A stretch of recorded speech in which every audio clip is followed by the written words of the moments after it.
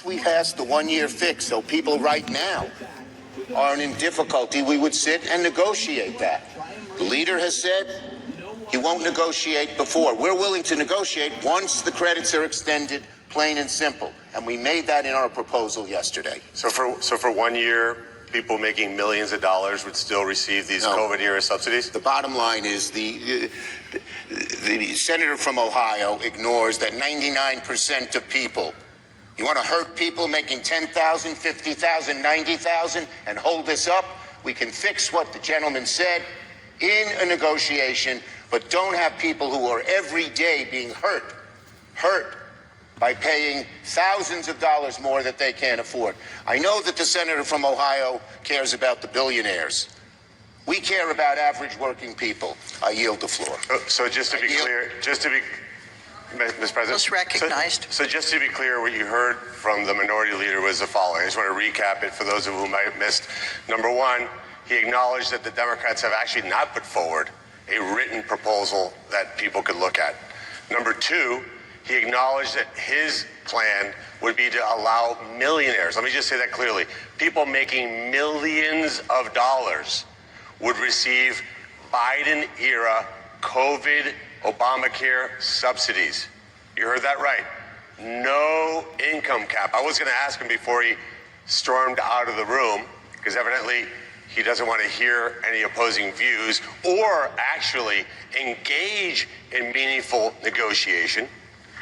He would have heard me ask the next question, Madam President, which is, would he continue $0 premiums, which we know for a fact have enormous levels of fraud? If he had stayed, I would have asked him a third question.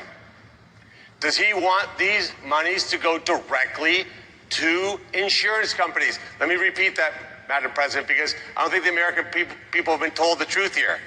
This money does not go to people on Obamacare. This is a check written from the federal government to the wealthiest insurance companies on the planet.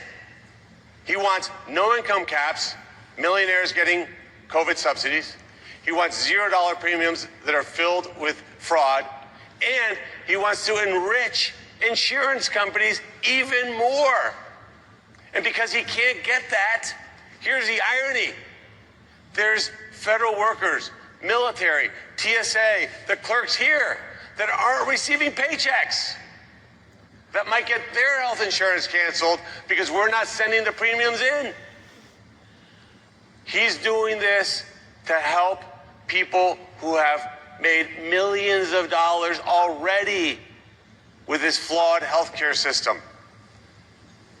And, Madam President, to make it worse, he admitted, right here on the floor of the United States Senate, the minority leader admitted that he has actually not submitted a written proposal to allow the Senate to consider. And let me just say one last thing, and I'll yield my time to the senator from Louisiana, who last night, I want to give him enormous credit. Honestly, phenomenal proposal.